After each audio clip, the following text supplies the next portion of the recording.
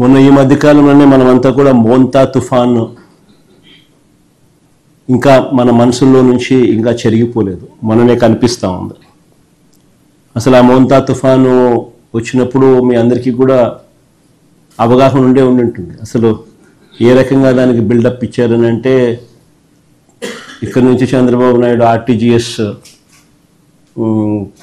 RTGS కార్యాలయంలోకి పోయి ఆయనతో పాటు ఆయన కొడుకు, ఆయనకు తోడు ఆయన దత్తపుత్రుడు, ఏ రకంగా ముగ్గురు కలిసి ఏ రకంగా దాన్ని అసలు ఎలాంటి బిల్డప్ ఇచ్చినారు అని అంటే, వాళ్ళు ఇవ్వడము, దానికి తోడు వాళ్ళ ఎల్లో మీడియా,